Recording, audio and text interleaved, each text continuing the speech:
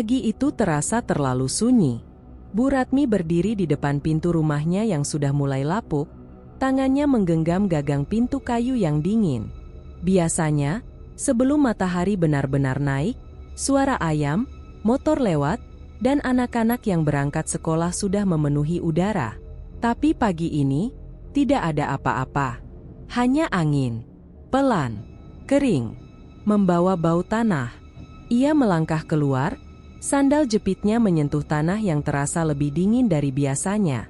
Matanya menyapu jalan utama desa, yang biasanya penuh aktivitas, kini kosong. Warung Bu Siti yang biasa buka sejak subuh masih tertutup rapat. Tidak ada asap dari dapur. Tidak ada suara orang mengobrol. Tumben, gumamnya pelan.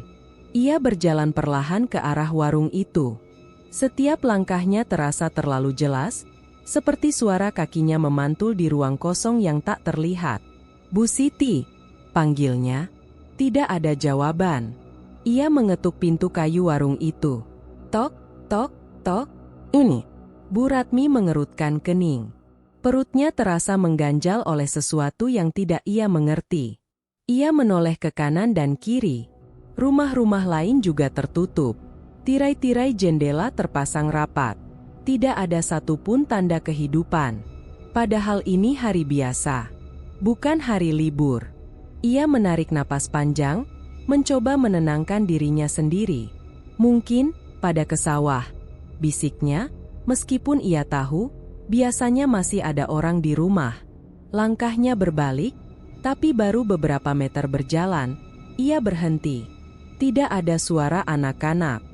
Sekolah dasar desa hanya berjarak 5 menit dari situ. Biasanya, suara riuh mereka sudah terdengar sejak pagi. Tawa, teriakan, bahkan tangisan kecil. Tapi hari ini, seperti hilang ditelan sesuatu. Perasaan dingin menjalar dari tengkuknya. Ia mempercepat langkah pulang, napasnya mulai terasa pendek. Di depan rumahnya, ia berhenti lagi. Pekarangan yang biasanya ramai dengan suara burung dan ayam kini sunyi. Bahkan ayam peliharaannya sendiri tidak terlihat. "Kemana semua ini?" bisiknya. Kali ini suaranya bergetar. Ia masuk ke dalam rumah, mencoba mengalihkan pikiran. Tapi suasana di dalam pun sama. Sepi. Terlalu sepi. Bu Ratmi duduk di kursi kayu, menatap kosong ke arah lantai. Tangannya gemetar pelan. Ada sesuatu yang tidak beres. Bukan sekadar sepi biasa. Ini, seperti desa ini sedang ditinggalkan. Atau, ditinggalkan oleh sesuatu. Ia menelan ludah, mencoba mengusir pikiran itu. "Ah, Ratmi, jangan aneh-aneh," katanya pada dirinya sendiri, mencoba terdengar tegas, meskipun hatinya tidak percaya. Namun semakin ia diam, semakin jelas suara sunyi itu terasa. Seolah-olah, ada tekanan yang menekan telinganya. Tidak ada suara, tapi justru itu yang membuatnya bising. Tiba-tiba, duk, suara pelan dari luar. Bu Ratmi langsung menoleh ke arah pintu. Duk, duk. Seperti sesuatu jatuh. Atau, langkah kaki, ia berdiri perlahan. Kakinya terasa berat, tapi rasa penasaran lebih kuat. Pelan-pelan, ia membuka pintu. Angin langsung menyapu wajahnya. Ia menoleh ke arah sumber suara, halaman rumah tetangganya, Pak Wiryo. Dan di sanalah, ia melihat sesuatu. Pak Wiryo berdiri di tengah halaman. Diam. Tidak bergerak. Tangannya tergantung di samping tubuh. Kepalanya sedikit menunduk. Tidak ada aktivitas. Tidak ada ekspresi. "Pak Wiryo?" panggil Bu Ratmi. Suaranya pelan. Tidak ada jawaban. Ia melangkah mendekat. Jantungnya mulai berdegup lebih cepat. "Pak?" ulangnya. Masih tidak ada respon. Langkahnya berhenti beberapa meter dari pria itu. Ada sesuatu yang aneh. Cara Pak Wiryo berdiri, terlalu kaku, terlalu diam. Seperti, bukan orang hidup. "Pak Wiryo," suaranya kini hampir berbisik. Tiba-tiba, Pak Wiryo mengangkat kepalanya perlahan. Gerakannya tidak wajar. Terlalu pelan. terlalu berat. Mata mereka bertemu, dan Bu Ratmi langsung membeku. Mata itu kosong, tidak ada ekspresi, tidak ada kehidupan. Seperti menatap, tapi tidak melihat apa-apa. "Pak, sampean kenapa?" tanya Bu Ratmi. Suaranya bergetar. Tidak ada jawaban. Hanya tatapan itu. Kosong. Dalam. Seolah-olah tidak ada siapa-siapa di dalam tubuh itu. Angin kembali berhembus, membawa bau tanah yang lebih kuat. Bu Ratmi menutup hidungnya refleks. Dan saat itulah ia menyadari, tanah di sekitar kaki Pak Wiryo terlihat lebih gelap. Seperti baru digali. Jantung Bu Ratmi berdegup keras. Satu langkah mundur. Lalu satu lagi. Perasaan takut mulai menggantikan kebingungan. Ada sesuatu yang sangat salah. Dan entah kenapa, hatinya berbisik pelan, ini baru awal. Pak Wiryo masih berdiri di sana. Diam. Menatap. Tanpa kehidupan.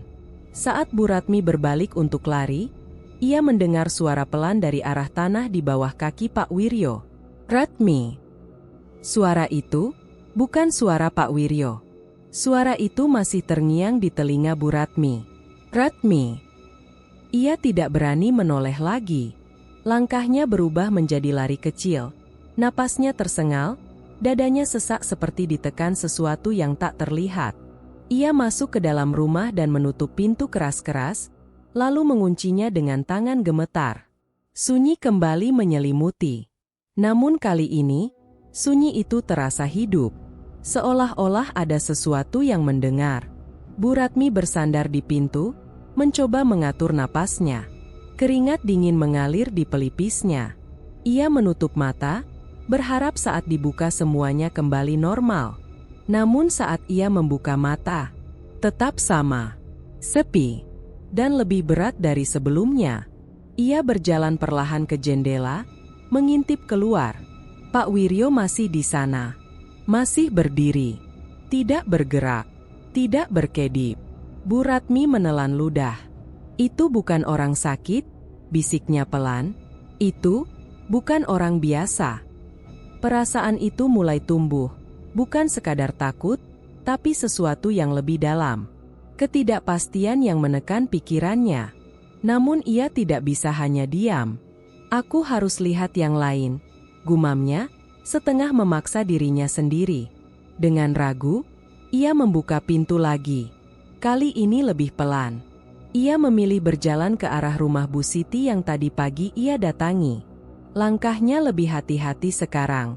Ia memperhatikan setiap detail. Dan baru kali ini ia benar-benar sadar. Beberapa rumah, pintunya terbuka sedikit. Seperti ditinggalkan terburu-buru. Namun tidak ada barang berantakan. Tidak ada tanda pencurian. Hanya kosong. "Bu Siti," panggilnya lagi, kali ini lebih keras. Ia mendorong pintu warung yang tidak terkunci. Crek, pintu terbuka perlahan. Di dalam, gelap dan dingin. Bu Ratmi melangkah masuk. Aroma aneh langsung menyergap hidungnya. Bukan bau busuk, tapi bau tanah basah. Seperti setelah hujan, tapi lebih pekat. "Bu Siti," suaranya melemah. Dari arah dapur, terdengar suara pelan. Krek, krek, seperti sesuatu diseret. Jantungnya berdegup keras. Siapa di situ? Tidak ada jawaban. Ia melangkah mendekat ke dapur. Dan saat ia mengintip, Bu Siti berdiri di sana, membelakanginya. Diam. Tangannya kaku di samping tubuh. "Bu Siti," panggil Bu Ratmi pelan. Perempuan itu tidak langsung menoleh. Butuh beberapa detik. Lalu perlahan, kepalanya berputar. Gerakannya patah-patah. Tidak wajar. Saat wajahnya terlihat, Bu Ratmi langsung mundur satu langkah. Mata Bu Siti, sama seperti Pak Wiryo. Kosong, dingin, seperti tidak mengenali siapapun. "Bu, ini saya." Ratmi, suaranya gemetar. Tidak ada reaksi. Tidak ada senyum. Tidak ada emosi. Hanya tatapan datar. Tiba-tiba Bu Siti membuka mulutnya sedikit, seolah ingin bicara. Namun yang keluar hanya suara pelan, dingin. Bu Ratmi merinding. Dingin dari mana, Bu? Tanyanya refleks. Bu Siti tidak menjawab. Ia kembali diam. Kepalanya perlahan menunduk lagi. Seolah-olah kehilangan kendali. Bu Ratmi tidak tahan lagi. Ia berbalik dan keluar dari rumah itu. Langkahnya cepat, napasnya tidak teratur. Ini bukan kebetulan. Ini bukan sakit biasa. Ada sesuatu yang salah dengan desa ini. Dan semua orang berubah. Siang hari tidak membawa kelegaan. Matahari bersinar terang, tapi desa tetap terasa redup. Bu Ratmi duduk di teras rumahnya, matanya terus mengawasi jalan. Beberapa orang terlihat berjalan, tapi cara mereka berjalan aneh, pelan, tanpa tujuan jelas, tanpa saling menyapa. Seperti berjalan karena tubuhnya bergerak, bukan karena mereka mau. Pak Darto, panggil Bu Ratmi saat melihat salah satu warga lewat. Pria itu berhenti, pelan, lalu menoleh. Tatapan yang sama, kosong. Sampean sehat, Pak? Tanya Bu Ratmi, mencoba menahan gemetar di suaranya.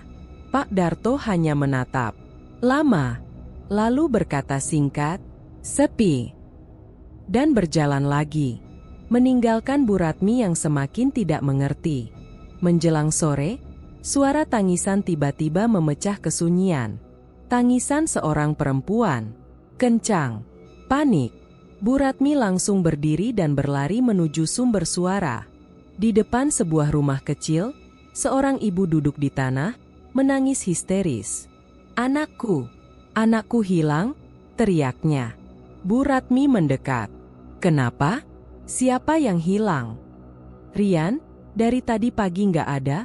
Aku cari kemana-mana, nggak ada. Suara perempuan itu pecah. Bu Ratmi menegang. Terakhir lihat di mana? Di halaman, dia main sendiri. Terus aku masuk sebentar, pas keluar, dia hilang. Tidak ada jejak? Tanya Bu Ratmi cepat. Perempuan itu menggeleng, air matanya terus mengalir. Nggak ada sama sekali. Bu Ratmi merasakan sesuatu menusuk dadanya. Hilang tanpa jejak. Seperti tidak pernah ada. Ia menoleh ke arah halaman rumah itu. Tanahnya terlihat biasa. Tapi entah kenapa, ia merasa tidak nyaman. Seperti tanah itu menyimpan sesuatu. Malam turun lebih cepat dari biasanya. Atau mungkin hanya perasaan Bu Ratmi. Ia tidak menyalakan lampu terlalu terang. Duduk sendiri di dalam rumah, memeluk dirinya sendiri. Pikirannya kacau. Orang-orang berubah. Anak hilang. Dan suara itu, Ratmi. Ia menutup telinga, tapi suara itu terasa seperti datang dari dalam kepalanya sendiri. Ada apa ini? Bisiknya lirih. Ia berdiri, mencoba mengalihkan pikiran. Langkahnya menuju belakang rumah. Hanya ingin memastikan, semuanya baik-baik saja. Namun saat ia membuka pintu belakang, ia membeku. Tanah di sana berubah. Ada gundukan baru. Tidak ada tadi pagi. Tanahnya lebih gelap, lebih basah. Seperti baru saja digali. Napas Bu Ratmi tertahan. Pelan-pelan ia mendekat. Tangannya gemetar saat menyentuh tanah itu. Masih lembek, masih baru. Dan saat jari-jarinya menekan sedikit lebih dalam, ia merasakan sesuatu di bawahnya. Bukan batu, bukan kayu. Sesuatu yang lunak. Bu Ratmi langsung menarik tangannya dengan kasar, mundur beberapa langkah. Jantungnya berdetak kencang. Pikirannya berteriak satu hal. Ini bukan tanah biasa. Ini tempat sesuatu dikubur. Dan entah kenapa, ia merasa tanah itu mengenalnya. Dari dalam tanah itu, terdengar suara sangat pelan. Ibu. Suara itu membuat tubuh Bu Ratmi terasa lumpuh. Ibu. Ia berdiri terpaku di depan gundukan tanah itu, napasnya tercekat di tenggorokan. Suara itu tidak keras. Bahkan nyaris seperti bisikan yang muncul dari dalam pikirannya sendiri. Tapi ia tahu, itu bukan dari kepalanya. Itu dari dalam tanah. Perlahan, Bu Ratmi mundur. Kakinya gemetar, hampir kehilangan keseimbangan. Matanya tak lepas dari gundukan itu, seolah takut jika ia berkedip, sesuatu akan muncul. Ini, bukan Rian, bisiknya pelan, mencoba menyangkal ketakutan yang semakin membesar. Namun suara itu tadi, "Ibu," anak kecil, dingin menjalar dari punggungnya hingga ke tengkuk. Tanpa sadar, Bu Ratmi berbalik dan masuk ke dalam rumah, menutup pintu dengan keras. Ia menyandarkan tubuhnya, menutup mulutnya agar tidak berteriak. Pikirannya mulai menghubungkan satu persatu kejadian. Orang berubah, anak hilang, tanah digali, dan suara dari bawah tanah. Ya Allah, suaranya bergetar, hampir tak terdengar. Ia tahu, ini bukan lagi sekadar hal aneh.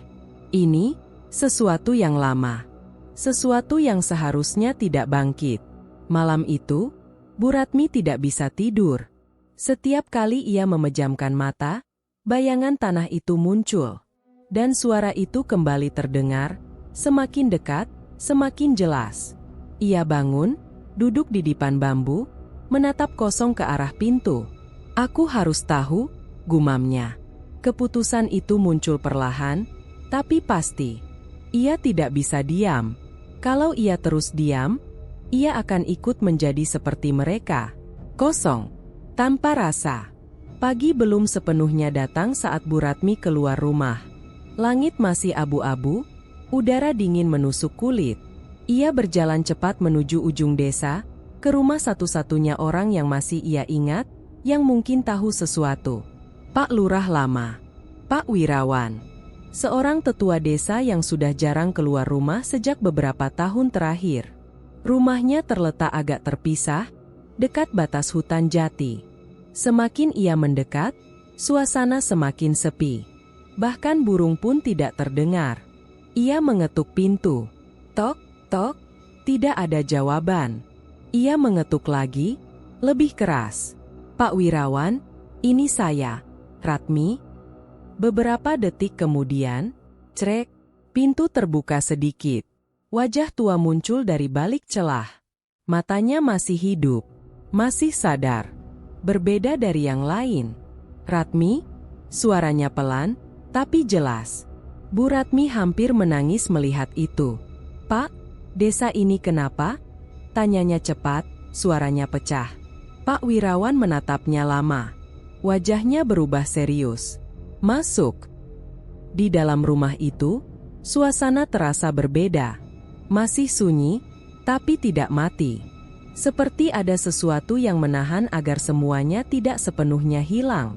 Bu Ratmi duduk di kursi kayu, tangannya saling menggenggam erat. "Pak, orang-orang berubah, anak hilang, tanah," suaranya tidak teratur. Pak Wirawan tidak langsung menjawab. Ia hanya menatap Bu Ratmi dalam-dalam, seolah-olah menimbang sesuatu. "Ratmi," katanya pelan, "kamu pernah dengar tentang tanah lapar?" Jantung Bu Ratmi langsung berdetak lebih keras.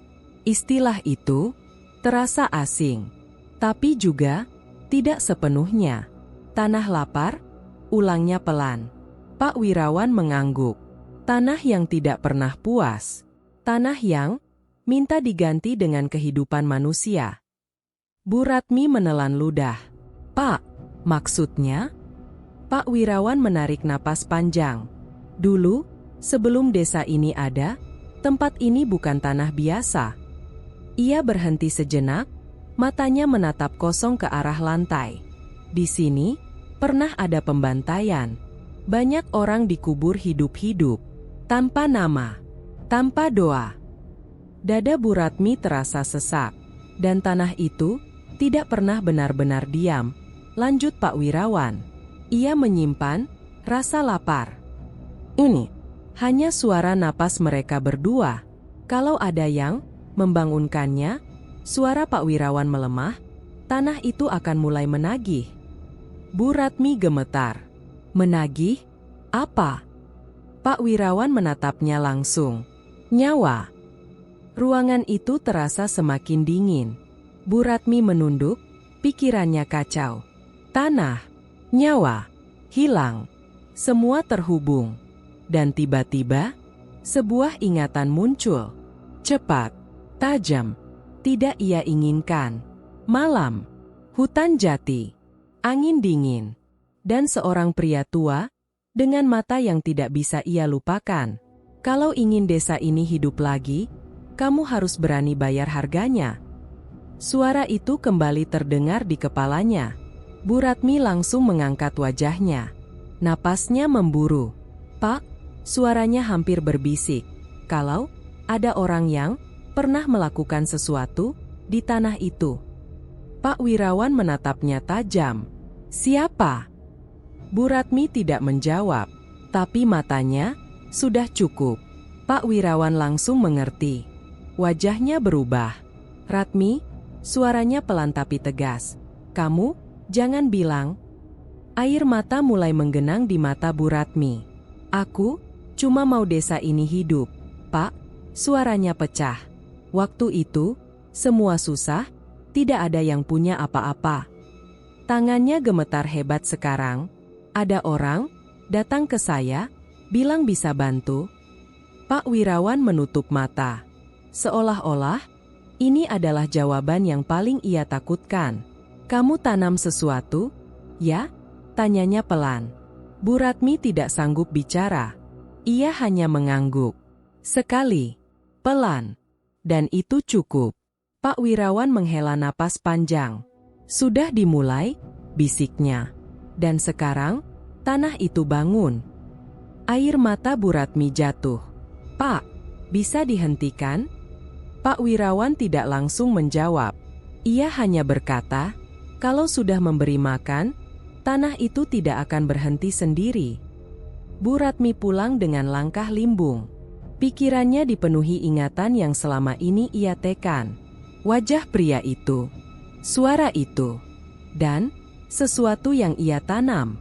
Ia masuk ke dalam rumah tanpa sadar. Duduk, diam, lalu perlahan menoleh ke arah lantai ruang tengah. Ada sesuatu di sana, sesuatu yang tidak seharusnya ada. Sebuah benda kecil, kotor, berselimut tanah. Jantungnya berhenti sejenak. Tangannya gemetar saat meraih benda itu. Ia mengenalnya. Ia sangat mengenalnya. Itu adalah benda pusaka kecil yang dulu ia tanam saat ritual itu, yang seharusnya terkubur selamanya. Namun sekarang, benda itu ada di dalam rumahnya, basah, seolah baru saja keluar dari tanah. Dari dalam benda itu, terdengar suara bisikan pelan, "Kami lapar." Benda itu masih ada di tangannya, kecil, dingin, basah oleh tanah. Bu Ratmi menatapnya lama, seolah berharap itu hanya halusinasi. Tapi tidak. Bau tanah yang menyengat itu nyata. Tekstur kasar di telapak tangannya terasa jelas.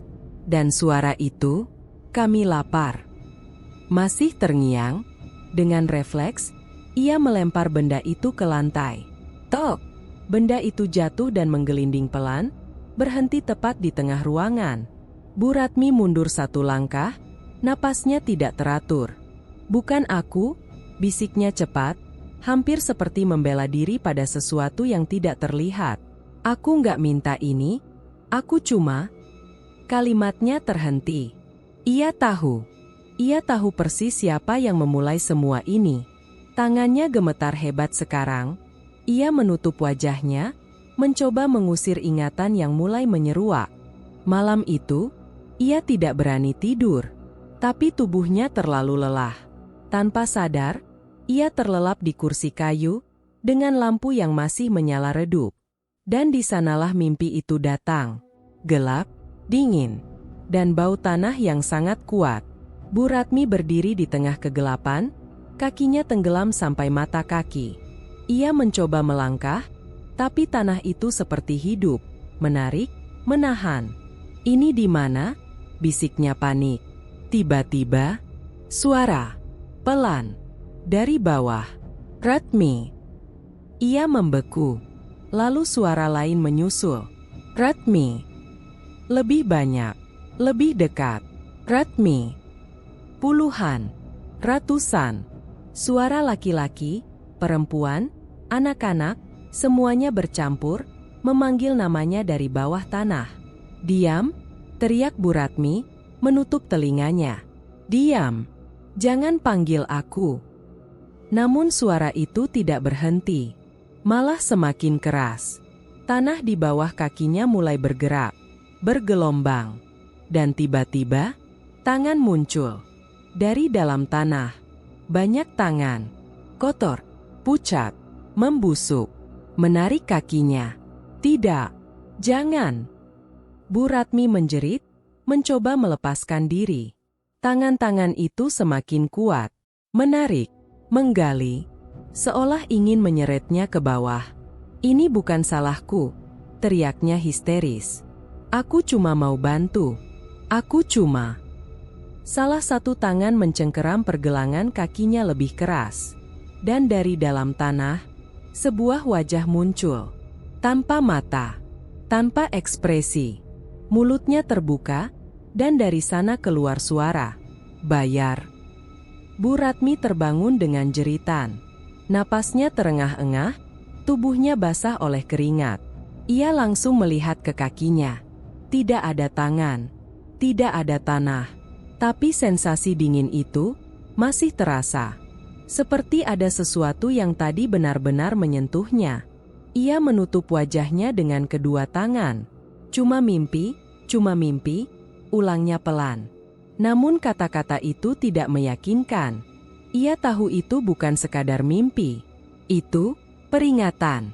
Pagi datang, tapi tidak membawa kelegaan.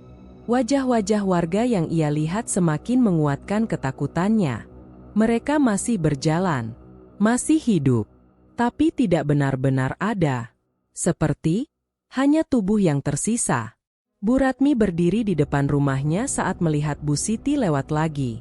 Bu Siti, panggilnya. Perempuan itu berhenti. Perlahan menoleh. Tatapan yang sama. Kosong. Sampean ingat saya? Tanya Bu Ratmi. Suaranya bergetar. Bu Siti tidak menjawab. Hanya menatap. Lalu berkata pelan, lapar. Bu Ratmi mundur satu langkah. Bukan aku, bisiknya, lebih pada dirinya sendiri. Ia menolak. Ia tidak mau percaya bahwa semua ini akibat dirinya. Ini pasti ada yang lain, katanya pelan, mencoba mencari logika. Mungkin penyakit, atau apa? Tapi pikirannya sendiri tidak yakin. Ia ingat jelas kata-kata Pak Wirawan. Kalau sudah memberi makan, tanah itu tidak akan berhenti sendiri. Memberi makan. Dengan apa? Jawabannya terlalu jelas. Dan itu yang ia hindari. Siang hari, Bu Ratmi mencoba melakukan sesuatu yang sederhana, memasak. Ia ingin kembali ke rutinitas. Ingin merasa normal. Namun bahkan itu terasa sulit.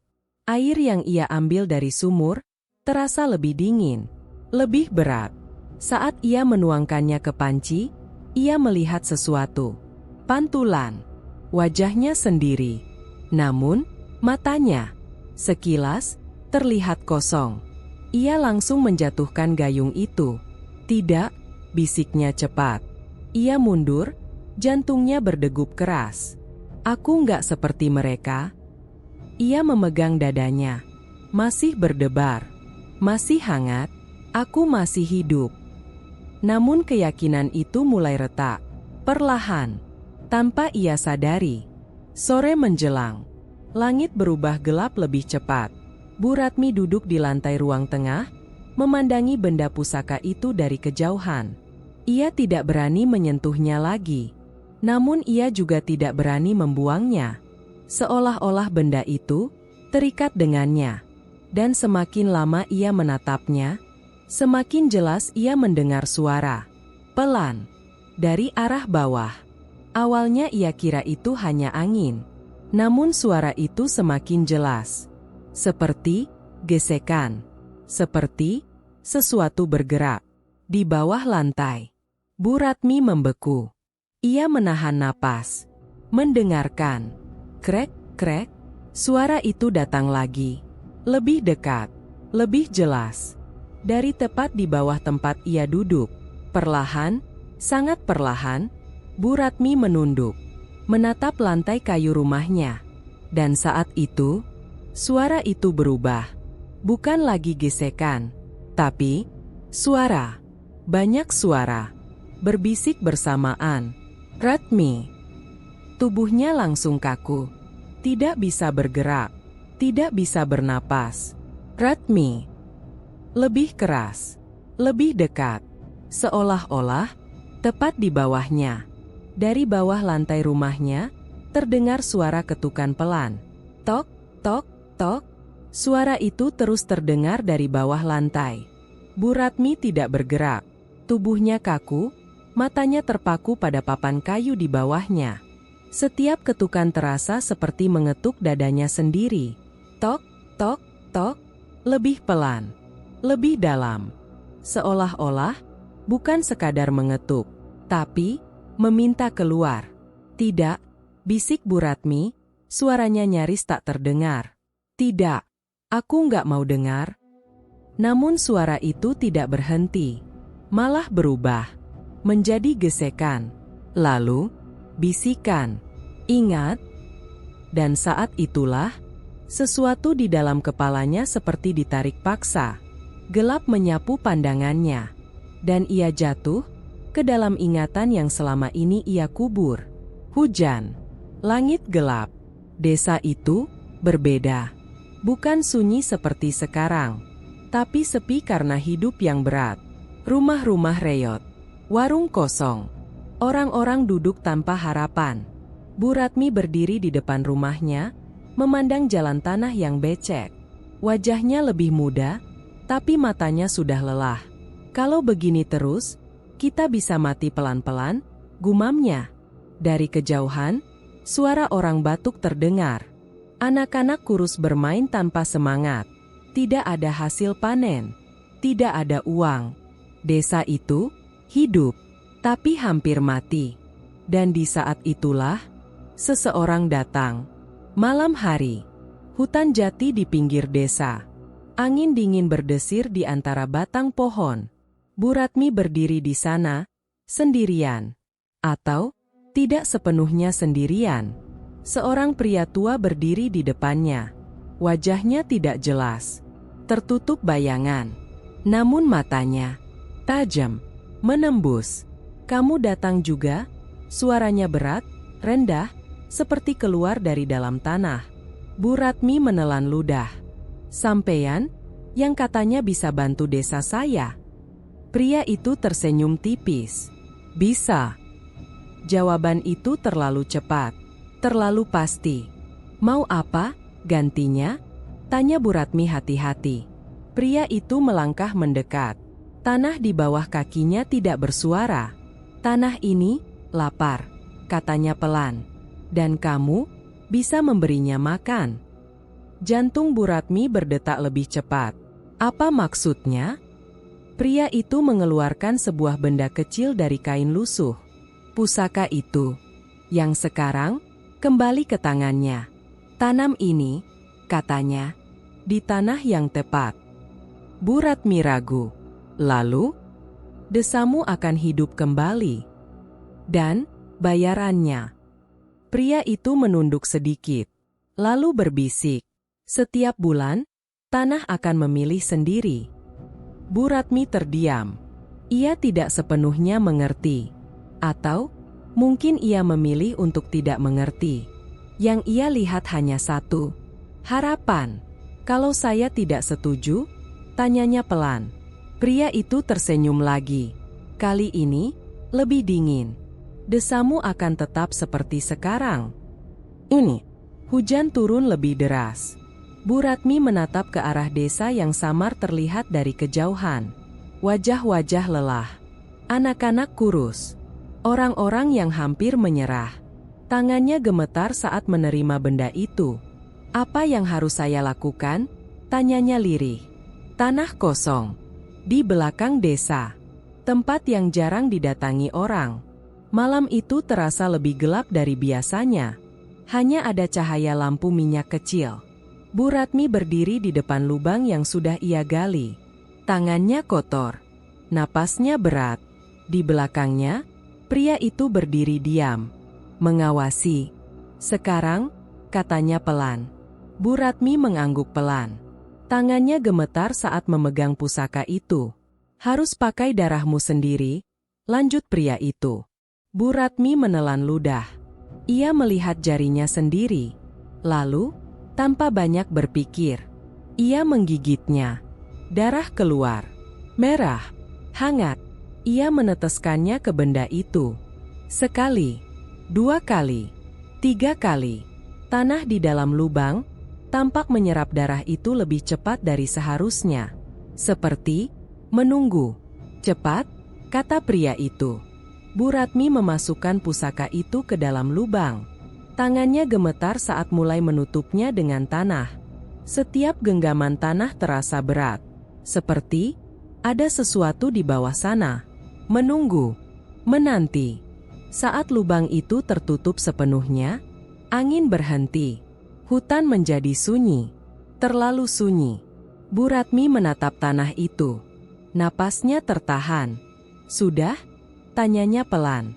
Pria itu tidak langsung menjawab. Ia hanya tersenyum.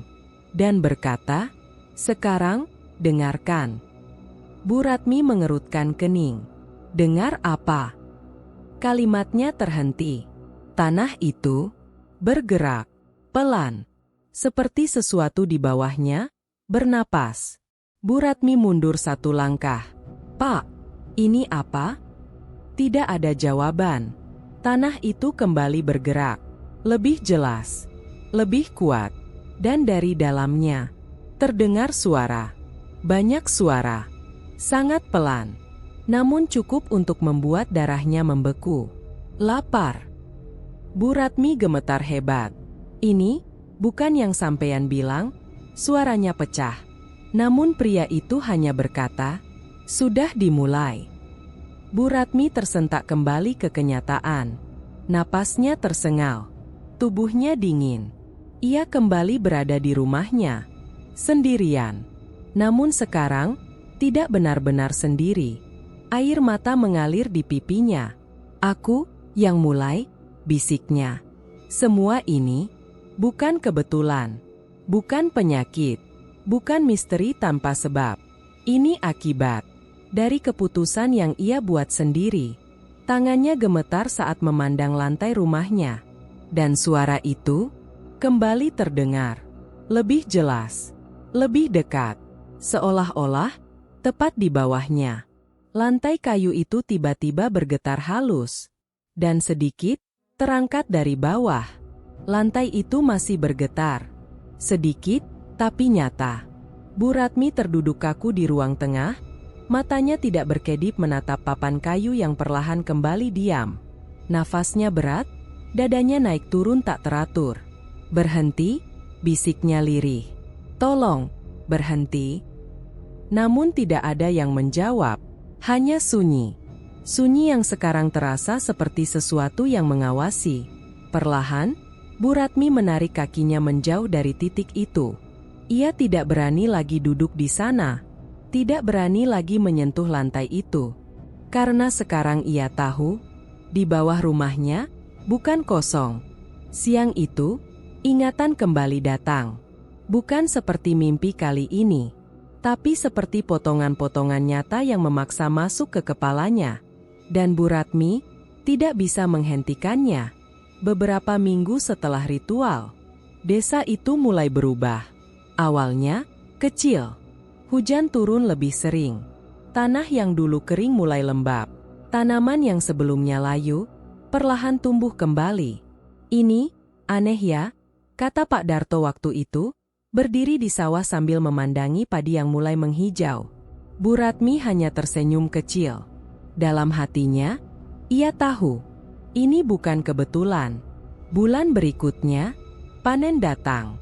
Dan hasilnya, tidak masuk akal. Padi tumbuh lebih tinggi dari biasanya, lebih padat, lebih berat. Alhamdulillah, terdengar suara warga di mana-mana. Tawa mulai kembali. Warung-warung buka lagi. Anak-anak berlari di jalan. Desa itu hidup kembali. Dan Bu Ratmi, untuk pertama kalinya setelah lama, merasa lega. Ia berdiri di depan rumahnya, melihat keramaian itu dengan mata berkaca-kaca. Akhirnya, bisiknya pelan. Akhirnya desa ini hidup lagi. Namun rasa lega itu tidak bertahan lama. Sebulan kemudian, satu orang hilang. Pak Slamet, petani tua yang tinggal sendirian di ujung desa. Awalnya orang-orang mengira ia pergi ke kota. Atau mungkin ke saudara, kata seseorang. Tidak ada yang terlalu memikirkan. Tidak ada jejak aneh. Tidak ada tanda kekerasan. Hanya hilang. Dan hidup terus berjalan. Bulan berikutnya, hal yang sama terjadi. Seorang ibu muda hilang. Begitu saja. Tanpa suara. Tanpa jejak. Kali ini, desa mulai gelisah. Ini sudah 2 orang, bisik warga. Jangan-jangan ada penculik. Namun tidak ada bukti. Tidak ada orang asing masuk desa.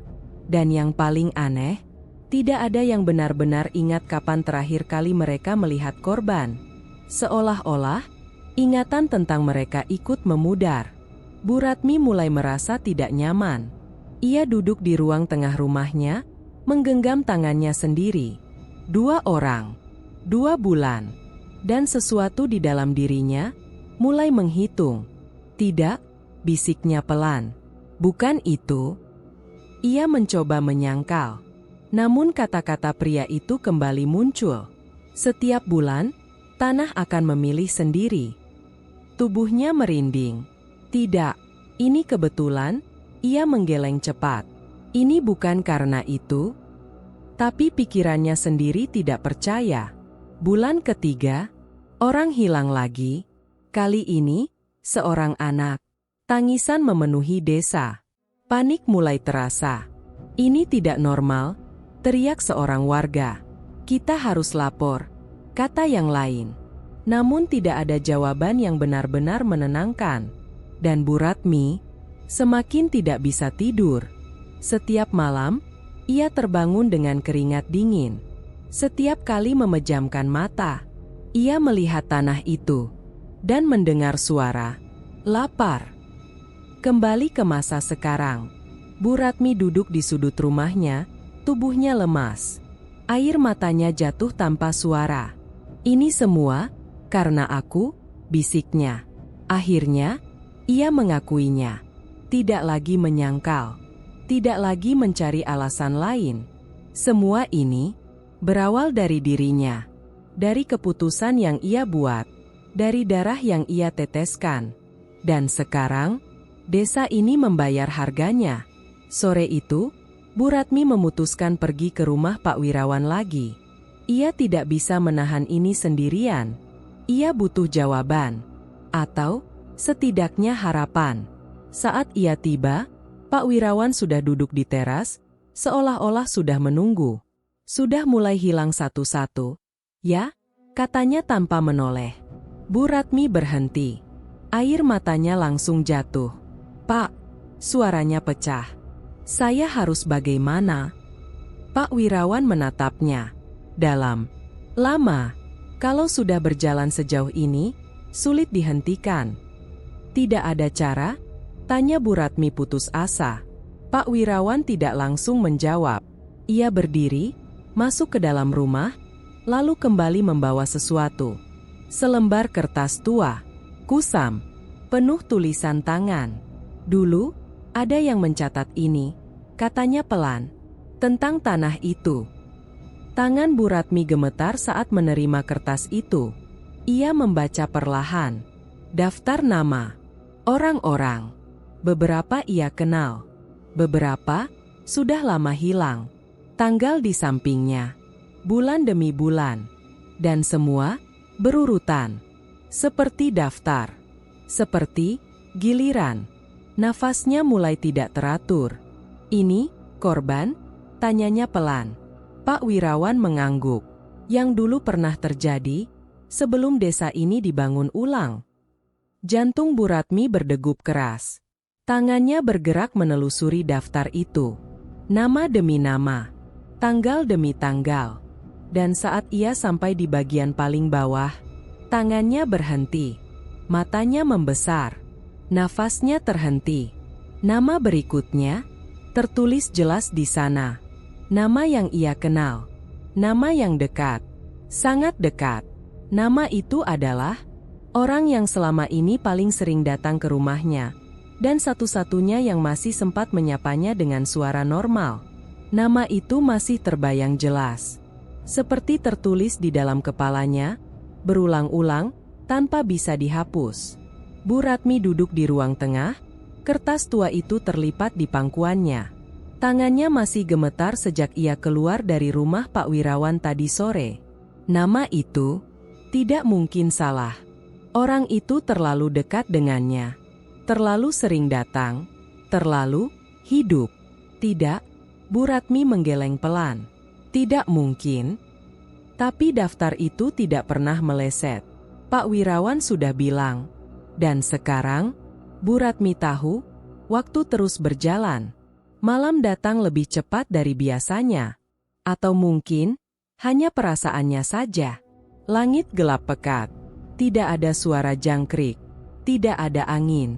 Ini, sunyi yang terlalu dalam. Bu Ratmi tidak menyalakan lampu ruang tengah. Ia hanya duduk di dekat jendela, menatap kebun belakang yang mulai tertelan gelap. Ia tidak berani tidur. Tidak lagi, karena setiap kali ia memejamkan mata, ia mendengar sesuatu. Tok, langkah, pelan. Seperti kaki yang menyeret tanah. Bu Ratmi membeku. Suara itu datang dari dalam rumah. Ia menahan nafas. Tok, tok, bukan suara tikus. Bukan kayu memuai. Ini, langkah kaki. Pelan, berat, dan tidak wajar. Siapa? Suaranya nyaris tidak terdengar. Tidak ada jawaban. Namun langkah itu berhenti. Tepat di bawahnya. Di bawah lantai. Tubuh Bu Ratmi langsung kaku. Lantai kayu di bawah kakinya bergetar halus. Seperti ada sesuatu yang bergerak di dalam tanah. Tidak, tidak, tidak. Ia mundur perlahan, matanya tak lepas dari lantai. Getaran itu berhenti. Tapi bau mulai muncul. Busuk. Bau tanah basah yang tercampur sesuatu yang lebih pekat. Seperti daging yang membusuk. Bu Ratmi menutup hidungnya, tapi bau itu seperti masuk langsung ke kepalanya. Ia terbatuk. Air matanya keluar. Dan saat itu, suara itu kembali. Lebih dekat. Lebih jelas. Lapar. Bu Ratmi menjerit kecil dan mundur hingga menabrak dinding. Sudah aku kasih. Teriaknya panik. Sudah aku lakukan semua. Ini. Tidak ada jawaban. Namun bau itu semakin kuat. Malam semakin dalam. Bu Ratmi duduk bersandar di dinding, tubuhnya gemetar. Ia tidak berani bergerak. Ia hanya menunggu pagi. Namun waktu terasa berhenti. Lalu, suara baru muncul. Dari luar rumah. Gesekan. Seperti sesuatu berjalan di atas tanah, perlahan, mengelilingi rumahnya. Bu Ratmi menoleh ke arah jendela. Tirai bergerak sedikit, padahal tidak ada angin. Langkah itu terdengar jelas sekarang. Mengitari, mencari. Ia berdiri perlahan, kakinya lemas. Setiap langkah terasa berat, tapi sesuatu di dalam dirinya memaksa untuk melihat, untuk memastikan. Untuk tahu apa yang sebenarnya mengelilinginya. Ia sampai di jendela. Tangannya gemetar saat menyibakkan tirai sedikit. Gelap, hanya kebun belakang yang samar terlihat oleh cahaya bulan. Tidak ada siapa-siapa. Bu Ratmi menghembuskan nafas lega. Saat tiba-tiba, tanah itu bergerak. Ia langsung menegang. Di tengah kebun, tanah yang biasanya rata, menggembung. Perlahan, seperti sesuatu mendorong dari dalam. Bu Ratmi menahan nafas, tidak bergerak, tidak berkedip. Tanah itu retak sedikit. Lalu, sesuatu muncul, hitam, seperti bayangan, tapi padat. Muncul perlahan dari dalam tanah, seolah-olah dilahirkan oleh bumi itu sendiri. Bu Ratmi mundur satu langkah. Mulutnya terbuka, tapi tidak ada suara yang keluar. Bayangan itu semakin tinggi, membentuk sesuatu, seperti tubuh manusia, tapi tidak utuh, tidak jelas. Hanya siluet gelap yang bergerak patah-patah. Dan bau busuk itu semakin kuat, menusuk, menyiksa. Ya Allah, bisik Bu Ratmi. Ia ingin lari, tapi kakinya tidak mau bergerak. Seolah-olah tubuhnya tahu, kalau ia lari, sesuatu akan terjadi. Bayangan itu berhenti, diam, menghadap ke arah rumah, ke arah jendela, ke arah Bu Ratmi. Jantungnya berhenti berdetak. Ia tahu, itu melihatnya. Meskipun tidak ada mata, meskipun tidak ada wajah, tapi ia tahu. Perlahan, bayangan itu bergerak maju. Satu langkah, tanah di bawahnya bergetar. Langkah kedua, lebih dekat. Bu Ratmi tersentak mundur. Air matanya jatuh. Jangan, suaranya pecah. Jangan datang ke sini. Namun bayangan itu tidak berhenti. Ia terus berjalan, mendekat. Dan saat cahaya bulan menyentuh bagian atas tubuhnya, Bu Ratmi melihatnya dengan jelas. Tidak ada wajah, tidak ada mata, tidak ada mulut. Hanya permukaan kosong, seperti tanah hitam yang dipadatkan menjadi kepala manusia. Dan tubuhnya seperti terdiri dari potongan-potongan bayangan yang bergerak sendiri. Tidak utuh, tidak normal, tidak manusia. Bu Ratmi menutup mulutnya, menahan jeritan. Seluruh tubuhnya gemetar hebat. Ia akhirnya tahu, ini bukan sekadar gangguan. Ini bukan sekadar kutukan. Ini adalah sesuatu yang hidup.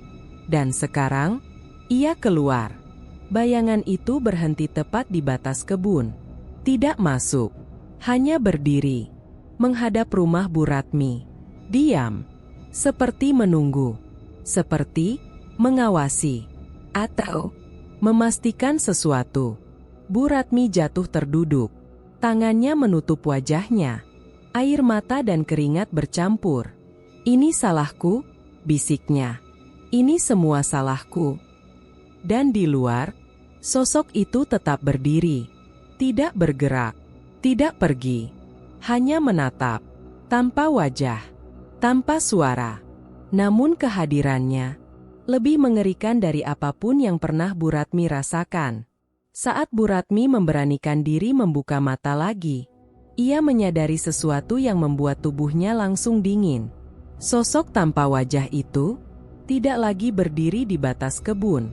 Ia sudah lebih dekat, jauh lebih dekat, dan sekarang berdiri tepat di tengah kebun, menghadap pintu rumahnya. Pagi itu tidak ada yang benar-benar terasa seperti pagi.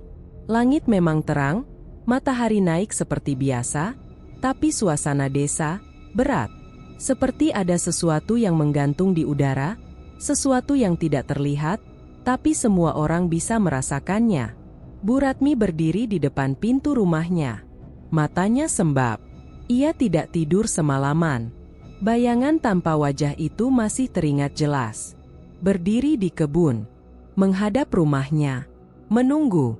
Dan yang paling membuatnya takut, pagi ini tidak ada jejak apapun di tanah. Seolah-olah itu tidak pernah ada. Teriakan memecah keheningan. Dari ujung desa, Pak Jono hilang. Bu Ratmi tersentak. Jantungnya langsung berdegup keras. Nama itu, nama yang ia lihat di daftar. Nama berikutnya. Tubuhnya langsung lemas. Tidak, bisiknya pelan. Tapi kakinya sudah berjalan. Menuju kerumunan. Menuju kenyataan yang tidak bisa ia hindari lagi. Rumah Pak Jono penuh orang. Tangisan pecah di mana-mana. Istrinya terduduk di lantai, menangis histeris. "Semalam dia masih di sini," teriaknya. "Masih makan, masih bicara. Terus hilang begitu saja?" sahut seseorang. "Pintu tidak rusak, tidak ada jejak. Ini tidak masuk akal." Suara-suara mulai meninggi. Bukan lagi sekadar panik, tapi marah. Ketakutan berubah jadi amarah. Dan amarah butuh seseorang untuk disalahkan. Bu Ratmi berdiri di pinggir kerumunan. Diam. Tidak berani mendekat. Ia tahu ia tidak punya hak untuk ikut berduka. Karena jauh di dalam hatinya, ia tahu penyebabnya. Ini pasti ulah orang. Seorang pria berdiri, wajahnya merah. "Kita sudah terlalu lama diam. Satu persatu orang hilang, dan kita cuma nunggu." "Terus mau gimana?" sahut yang lain. "Cari siapa yang bikin ini." Suasana langsung berubah. Tatapan mulai saling curiga. Bisik-bisik muncul. "Jangan-jangan ada yang main dukun? Pesugihan?" Kata itu meluncur pelan, tapi cukup untuk membuat semua orang diam sesaat. Bu Ratmi menunduk. Tangannya gemetar. Ia ingin pergi, tapi kakinya seperti terpaku. Seorang ibu tiba-tiba menunjuk ke arah kerumunan. "Dulu, sebelum ini semua, desa kita biasa saja. Sejak panen melimpah, sejak semuanya tiba-tiba berubah, orang mulai hilang. Ini tidak wajar." Beberapa orang mengangguk. "Benar? Kita terlalu senang waktu itu. Padahal, mungkin ada yang kita bayar." Suasana makin panas. Warga mulai saling tuduh. "Lahan kamu paling subur sekarang. Kamu yang pertama panen besar. Jangan-jangan kamu. Jangan asal ngomong." Dorongan kecil berubah jadi cekcok. Tangisan bercampur teriakan. Desa itu, yang dulu mulai hidup kembali, sekarang retak. Bu Ratmi mundur perlahan. Dadanya sesak. Semua ini adalah akibat dari satu keputusan. Dan sekarang, semua orang saling menyakiti, tanpa tahu kebenarannya. Ia berbalik, pergi. Tidak tahan lagi melihatnya. Sore hari, rumah Bu Ratmi sunyi. Lebih sunyi dari biasanya. Tidak ada yang berani datang. Tidak ada yang menyapa. Bahkan suara anak-anak yang dulu sering lewat, sekarang hilang. Ia duduk di ruang tengah, menatap lantai. Tempat itu, tempat di mana semuanya dimulai. "Kenapa?" bisiknya pelan. Air matanya jatuh. "Kenapa harus seperti ini?" Tidak ada jawaban. Hanya diam. Namun perlahan, ia merasakan sesuatu. Getaran. Halus. Sangat halus. Tapi ada. Bu Ratmi membeku. Nafasnya tertahan. Getaran itu datang lagi. Seperti detak. Seperti napas. Dari dalam tanah.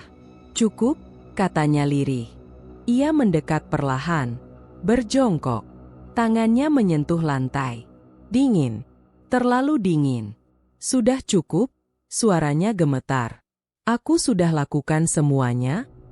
Getaran itu berhenti. Ini. Namun bau mulai muncul lagi. Busuk. Menusuk. Lebih kuat dari sebelumnya. "Jangan ambil lagi," bisiknya. "Jangan, tolong." Tangannya menekan lantai. Seolah-olah mencoba menahan sesuatu dari bawah. "Ambil aku saja." Air matanya jatuh deras. "Jangan orang lain." Ini. Lalu, suara itu muncul. Lebih jelas. Lebih dekat. "Belum selesai." Tubuh Bu Ratmi langsung gemetar hebat. "Belum selesai?" ulangnya pelan. Tidak ada jawaban lagi. Tapi ia tahu, ini belum berakhir. Dan mungkin tidak akan pernah. Di luar rumah, seseorang berdiri. Seorang pemuda desa. Ia datang karena penasaran. Karena sejak tadi siang, ia melihat Bu Ratmi pergi diam-diam. Dan sekarang, ia berdiri di dekat jendela, mengintip ke dalam. Wajahnya berubah perlahan, dari penasaran menjadi takut. Di dalam rumah, ia melihat Bu Ratmi sendirian, berlutut di lantai, berbicara, bukan ke siapa-siapa, tapi ke tanah, dengan suara lirih, dengan tangisan, seperti orang yang memohon. Pemuda itu mundur perlahan, nafasnya memburu, matanya tidak lepas dari pemandangan itu. "Ya Tuhan," bisiknya, dan dalam sekejap, ia tahu siapa yang harus disalahkan. Malam itu, kabar mulai menyebar diam-diam bahwa Bu Ratmi terlihat berbicara dengan tanah. Dan untuk pertama kalinya, nama Bu Ratmi mulai disebut sebagai sumber semua kejadian. Malam itu, desa tidak lagi sama. Bukan hanya karena satu orang hilang lagi. Bukan hanya karena ketakutan yang menyebar. Tapi karena, sekarang, semua orang sudah mulai punya arah kecurigaan. Dan arah itu, menuju satu nama. Bu Ratmi. Sejak siang, rumahnya tidak lagi dilewati orang. Tidak ada yang menyapa. Tidak ada yang berani mendekat. Beberapa bahkan memilih memutar jalan. Bisik-bisik terdengar setiap kali namanya disebut. Dia ngomong sama tanah. Dilihat langsung. Jangan-jangan dia. Kalimat itu tidak pernah selesai. Tapi semua orang mengerti maksudnya. Di dalam rumah, Bu Ratmi duduk memeluk lutut. Ia tahu. Ia merasakannya. Perubahan sikap orang-orang. Tatapan mereka. Jarak yang tiba-tiba muncul. Dan anehnya, ia tidak bisa marah. Karena untuk pertama kalinya, ia merasa mereka tidak sepenuhnya salah. "Ini semua memang karena aku," bisiknya pelan. Air matanya tidak lagi deras. Kini hanya jatuh perlahan. Seperti sesuatu di dalam dirinya sudah mulai kosong. Malam semakin dalam. Sunyi kembali turun. Namun sekarang, sunyi itu tidak pernah benar-benar kosong. Selalu ada sesuatu di baliknya. Menunggu. Mengawasi. Tok, tok. Langkah itu datang lagi. Dari bawah. Lebih keras dari sebelumnya. Lebih jelas. Seolah-olah tidak lagi berusaha bersembunyi. Bu Ratmi tidak bergerak. Ia hanya menutup mata. Pasrah. "Kalau memang harus," bisiknya pelan, "ambil saja aku." Langkah itu berhenti. Tepat di bawahnya. Lalu, getaran datang. Lebih kuat. Lebih dalam. Lantai kayu berderit. Retah halus mulai muncul. Bu Ratmi membuka mata. Nafasnya tertahan. Tidak. Suaranya gemetar. Retakan itu membesar. Sedikit demi sedikit. Seperti sesuatu mendorong dari bawah. Brak. Lantai itu pecah. Tanah di bawahnya terbuka. Hitam. Basah. Bergerak. Bu Ratmi terjatuh ke belakang, menjerit kecil. Bau busuk langsung memenuhi ruangan. Lebih pekat dari sebelumnya. Lebih menusuk. Dan dari dalam lubang itu, sesuatu mulai naik. Perlahan. Seperti sebelumnya. Tapi kali ini, lebih jelas. Lebih utuh. Lebih nyata. Tubuh itu terbentuk dari tanah hitam. Padat. Tapi bergerak. Seperti daging yang tidak sempurna. Tangan muncul dulu. Panjang. Tidak proporsional. Lalu bahu. Dada. Dan akhirnya, kepala. Bu Ratmi membeku. Tidak bisa bergerak. Tidak bisa berteriak. Makhluk itu berdiri di tengah ruangannya sekarang. Tingginya melebihi manusia biasa. Tubuhnya retak-retak, seperti tanah kering yang pecah. Dan wajahnya masih kosong. Tanpa mata. Tanpa mulut. Tanpa apapun. Namun, ia hidup. Sangat hidup. Makhluk itu bergerak. Pelan. Satu langkah. Lantai bergetar. Setiap gerakannya berat. Seperti membawa sesuatu yang tidak terlihat. Bu Ratmi mundur merangkak. Air matanya jatuh deras. "Jangan!" Suaranya pecah. "Jangan dekat!" Makhluk itu berhenti. Kepalanya sedikit miring, seolah-olah mendengar atau mencoba memahami. Dan saat itulah suara itu keluar. Bukan dari mulut, karena ia tidak punya, tapi terdengar jelas. Di dalam kepala, di dalam ruangan, di dalam segalanya. "Kau memanggil." Bu Ratmi terisak. "Tidak, aku tidak mau ini." Suara itu datang lagi. Kali ini, lebih banyak. Berlapis. Seperti banyak orang berbicara bersamaan. Suara tua. Suara muda. Suara laki-laki. Suara perempuan. Tumpang tindih. Menyatu. Menjadi satu. "Kami datang." Tubuh Bu Ratmi gemetar hebat. Ia menutup telinganya. Tapi suara itu bukan dari luar. "Kami lapar." Sudah ada yang kau ambil?" Bu Ratmi menangis. "Sudah cukup." Makhluk itu bergerak lagi. Lebih dekat. Lebih berat. Lantai berderit setiap langkahnya. "Belum." Satu kata. Tapi terdengar seperti puluhan suara. Bu Ratmi menggeleng panik. "Jangan lagi, jangan lagi." Makhluk itu berhenti tepat di depannya. Terlalu dekat. Bu Ratmi bisa merasakan dingin dari tubuhnya. Dan bau busuk yang keluar dari setiap retakan. Perlahan, sesuatu berubah. Di bagian wajah makhluk itu, retakan mulai bergerak. Membentuk sesuatu. Lubang. Seperti mulut. Yang terbuka perlahan. Dan dari dalamnya, keluar suara yang lebih jelas. Lebih fokus. Lebih mengerikan. "Kau tahu aturan?" Bu Ratmi membeku. Aturan. Ia ingat. Setiap bulan, satu orang dipilih. Tanpa boleh ditolak. Tanpa boleh dihentikan. Dan ia, yang memulai semuanya, berhenti, suaranya hilang. "Aku tidak mau lagi." Makhluk itu mendekat. Sangat dekat. Hampir menyentuh wajahnya. Dan untuk pertama kalinya, Bu Ratmi merasa sesuatu yang lebih mengerikan dari kematian.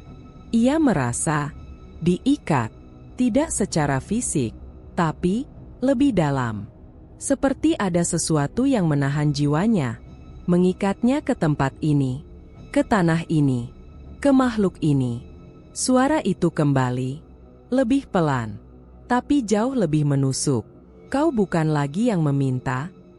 Makhluk itu berhenti. Diam.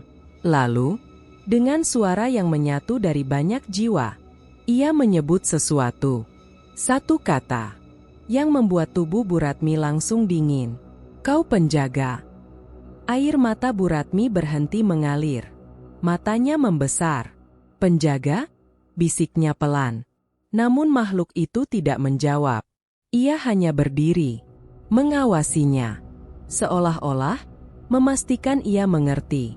Makhluk itu perlahan mundur menuju lubang di lantai. Namun sebelum tenggelam kembali ke tanah, suara itu terdengar sekali lagi. Lebih jelas, lebih dalam, dan tak terbantahkan, bahwa mulai saat ini, Bu Ratmi bukan lagi korban, tapi bagian dari sesuatu yang tidak bisa ia tinggalkan. "Kau penjaga." Kata itu terus bergema. Tidak hanya di telinga, tapi di dalam kepala Bu Ratmi. Di pikirannya. Di napasnya. Di setiap detak jantungnya. Ia terduduk di lantai, tepat di depan lubang yang perlahan menutup kembali. Tanah itu kembali seperti semula, seolah-olah tidak pernah terbuka. Seolah-olah makhluk itu tidak pernah keluar. Namun Bu Ratmi tahu, ia tidak sedang berhalusinasi. Tangannya masih gemetar. Bau busuk itu masih tertinggal di udara. Dan yang paling menakutkan, sesuatu di dalam dirinya terasa berubah. Pagi datang tanpa ketenangan. Desa mulai kehilangan kendali. Tidak ada lagi kerja di sawah. Tidak ada lagi tawa. Warga berkumpul dalam kelompok-kelompok kecil. saling berbisik, saling curiga. Dan kali ini, nama Bu Ratmi disebut tanpa ragu. Itu dia penyebabnya. Aku bilang juga apa? Dia aneh sejak awal.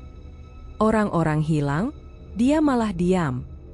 Dia pasti tahu sesuatu. Bu Ratmi tidak keluar rumah. Ia duduk di sudut, memeluk tubuhnya sendiri.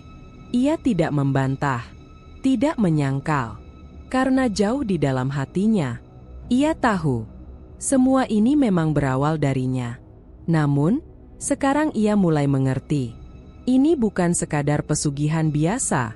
Ini bukan sekadar perjanjian. Ini sesuatu yang lebih tua, lebih dalam, lebih gelap. Siang itu, Pak Wirawan datang. Tanpa mengetuk, langsung masuk. Wajahnya tegang, matanya tajam. Sudah lihat sendiri, kan? Katanya tanpa basa-basi. Bu Ratmi menatapnya lemah. Air matanya kembali jatuh. Pak, suaranya serak. Itu bukan seperti yang saya kira. Pak Wirawan duduk perlahan, menghela napas panjang.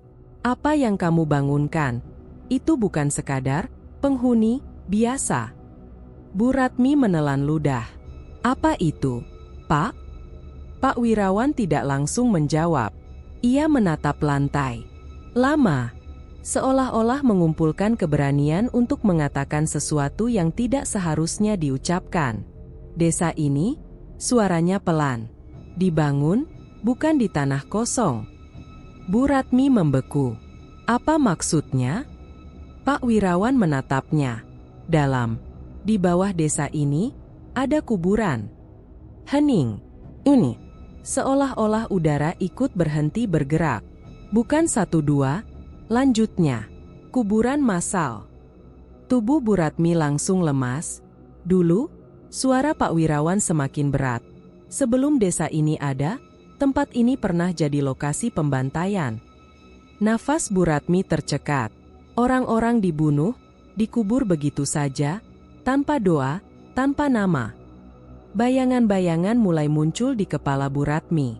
Tanah, gelap, tubuh-tubuh, bertumpuk, terkubur. Dan sekarang, ia sadar. Ia tidak memberi makan sesuatu. Ia membangunkan sesuatu.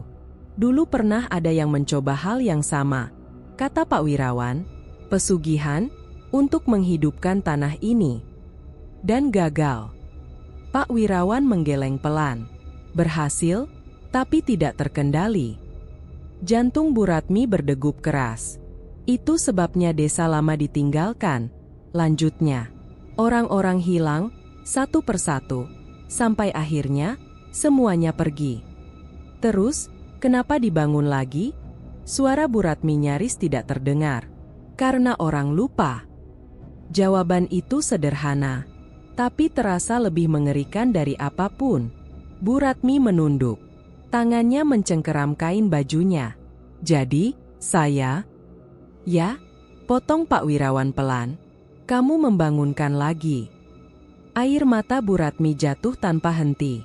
Dan sekarang, suaranya bergetar, saya jadi penjaga. Pak Wirawan diam, lalu mengangguk perlahan.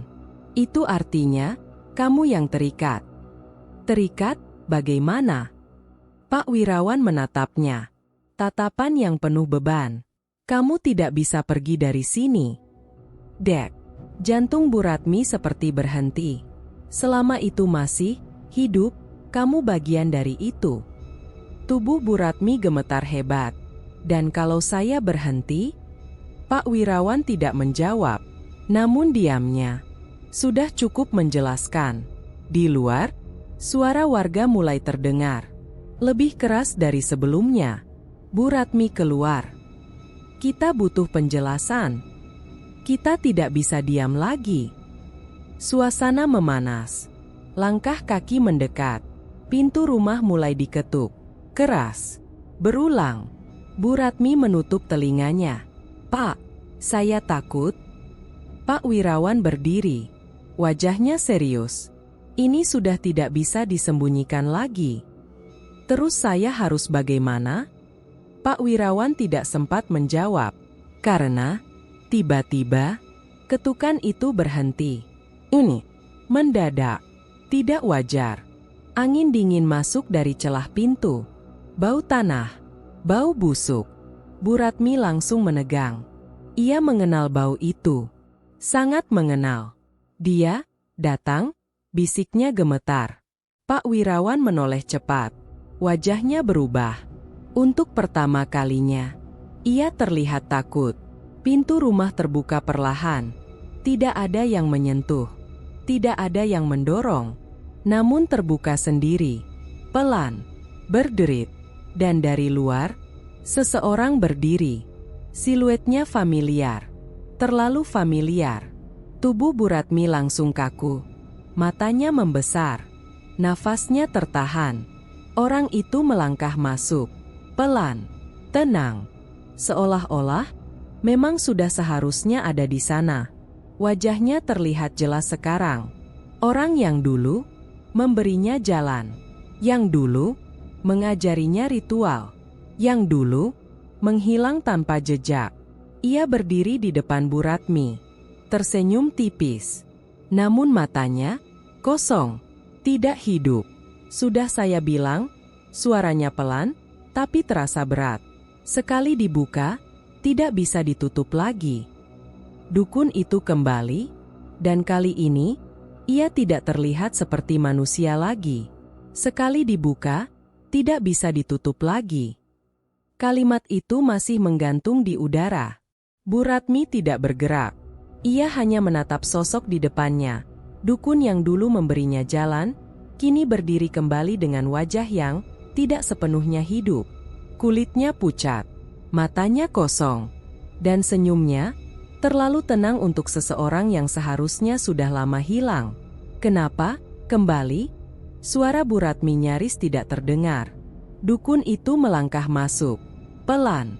Setiap langkahnya seperti tidak benar-benar menyentuh lantai. Karena kamu sudah sampai di titik yang sama, jawabnya.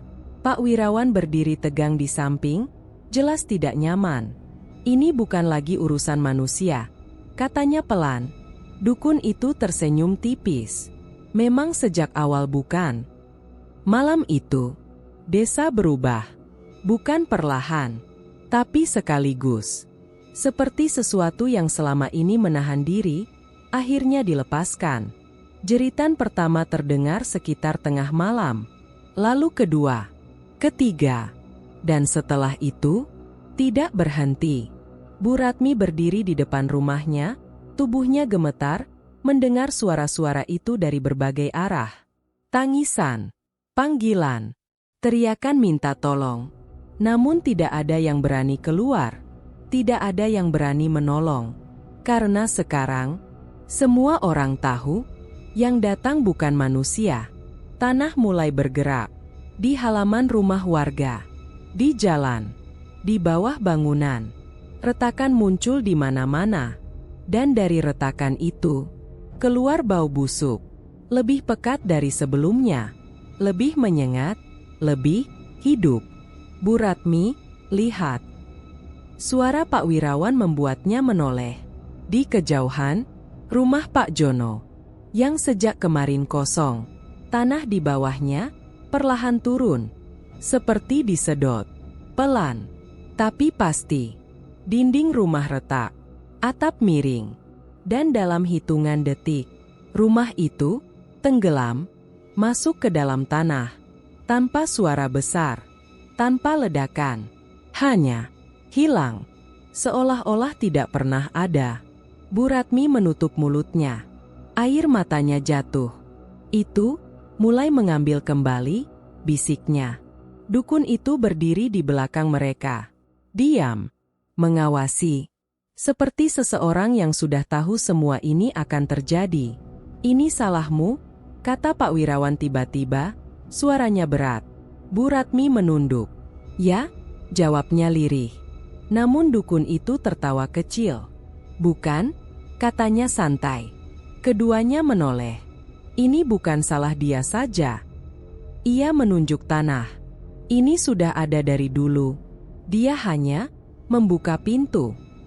Bu Ratmi menggigit bibirnya. Terus sekarang bagaimana? Suaranya mulai putus asa. Dukun itu tidak langsung menjawab. Ia hanya menatap ke arah desa, ke arah rumah-rumah yang mulai kosong, ke arah tanah yang bergerak pelan, seperti bernapas. Sekarang, tidak ada yang bisa menghentikan, katanya akhirnya. Selama masih ada yang terikat. Bu Ratmi menegang. Ia tahu maksudnya. Dirinya. Pagi datang, tanpa harapan. Desa berubah menjadi sesuatu yang tidak dikenali lagi. Beberapa rumah kosong. Beberapa hilang. Warga yang tersisa berkumpul di satu titik. Wajah mereka pucat. Mata mereka kosong. Semalam, 3 orang hilang. Suara seseorang bergetar. Bukan satu lagi. Ini bukan lagi giliran. Ketakutan berubah menjadi keputusasaan. Dan keputusasaan berubah menjadi kemarahan. Tatapan mereka perlahan mengarah ke satu tempat. Rumah Bu Ratmi. Bu Ratmi berdiri di dalam rumahnya. Ia tidak mencoba lari. Tidak mencoba bersembunyi. Ia tahu. Tidak ada gunanya. Kalau aku pergi, mereka tetap akan mati, bisiknya. Kalau aku tinggal, mereka juga mati. Ia terduduk lemas. Tangannya menyentuh lantai. Dingin. Namun sekarang, ia bisa merasakan lebih dari sekadar getaran. Ia bisa merasakan isi di bawahnya. Banyak. Terlalu banyak. Seperti ribuan sesuatu, bergerak, menunggu. Malam berikutnya, Bu Ratmi akhirnya tertidur. Bukan karena tenang, tapi karena tubuhnya tidak kuat lagi. Dan di dalam tidurnya, ia melihat sesuatu. Ia berdiri di tengah tanah luas, gelap, tanpa langit, tanpa batas. Hanya tanah, basah, hitam, dan bau busuk yang menyelimuti segalanya. Ini, di mana? Bisiknya. Tidak ada jawaban. Namun ia sadar, ia tidak sendiri. Di bawah kakinya, sesuatu bergerak, perlahan, seperti ingin keluar. Ia mundur, tapi tanah itu mengikutinya, lengket, menahan. Lalu, ia melihat seseorang di kejauhan, berdiri diam, menghadap ke arahnya. Siluetnya familiar, sangat familiar. Jantung Bu Ratmi berdegup keras. Siapa? Ia melangkah mendekat, perlahan, takut, tapi tidak bisa berhenti. Dan saat ia cukup dekat, ia melihat wajah itu. Atau, lebih tepatnya, melihat dirinya sendiri. Bu Ratmi berdiri di sana, dengan wajah kosong, dengan tubuh yang kaku, dengan mata yang tidak hidup, dan kakinya setengah tenggelam di dalam tanah. Tidak, Bu Ratmi mundur. Namun sosok itu tidak bergerak, hanya berdiri, diam, seperti sudah menjadi bagian dari tanah itu. Dan saat itu, suara itu muncul lagi, dari segala arah, dari bawah, dari dalam. Penjaga. Tubuh Bu Ratmi gemetar hebat. Ia menggeleng. Bukan aku. Namun sosok di depannya perlahan mengangkat tangan, menunjuk ke arah tanah. Dan dalam sekejap, tanah itu bergerak naik, menelan kaki Bu Ratmi. Perlahan, tidak bisa dihentikan. Bu Ratmi menjerit dan terbangun. Nafasnya terengah, tubuhnya basah oleh keringat. Namun, jeritannya terhenti karena ia merasakan sesuatu dingin di kakinya. Ia menunduk perlahan, dan matanya membesar. Lantai di bawahnya retak, dan tanah hitam mulai muncul. Seperti dalam mimpinya, Bu Ratmi menyadari dengan ketakutan yang nyata bahwa mimpi itu bukan sekadar mimpi, tapi awal dari sesuatu yang akan segera terjadi padanya. Retakan itu tidak hilang. Bu Ratmi masih terduduk di lantai, menatap garis-garis pecah yang menjalar dari bawah kakinya. Tanah hitam itu perlahan muncul, seperti napas yang tertahan terlalu lama, lalu dilepaskan. Ia tidak berani bergerak, tidak berani menyentuh, karena ia tahu apa yang ada di bawah sana sedang mendekat. Pagi datang tanpa suara. Tidak ada ayam berkokok, tidak ada orang menyapu halaman, tidak ada suara ember, tidak ada percakapan. Desa itu seperti mati. Bu Ratmi berdiri di depan rumahnya, perlahan membuka pintu. Matanya langsung menyapu sekitar. Kosong. Jalan tanah yang biasanya dilewati warga, sepi. Pintu-pintu rumah tertutup. Beberapa terbuka sedikit, seperti ditinggalkan terburu-buru. "Pak Wirawan?" panggilnya pelan. Tidak ada jawaban. Ia melangkah keluar. Kakinya gemetar. Setiap langkah terasa berat, seolah tanah di bawahnya menahan. Ia menuju rumah Pak Wirawan. Pintu terbuka. Tidak terkunci. Bu Ratmi mendorongnya perlahan. "Pak?" "Ini." Rumah itu kosong. Tidak ada orang. Tidak ada tanda perlawanan. Tidak ada barang berantakan. Seolah-olah penghuni rumah itu hanya menghilang dalam satu kedipan. Bu Ratmi menelan ludah. Dadanya sesak. "Tidak," bisiknya. Ia berlari keluar, menuju rumah lain. Satu persatu. Dan semuanya sama, kosong. Di salah satu rumah, ia menemukan sesuatu. Piring masih di meja, nasi masih ada. Sendok jatuh di lantai. Seperti seseorang sedang makan, lalu tiba-tiba hilang. Bu Ratmi mundur perlahan. Air matanya mulai jatuh lagi. "Semalam," bisiknya. "Semalam semuanya." Ia tidak berani menyelesaikan kalimat itu. Tapi pikirannya sudah tahu. Semalam, bukan satu orang. Bukan dua. Tapi, banyak. Sekaligus. Ia keluar rumah itu.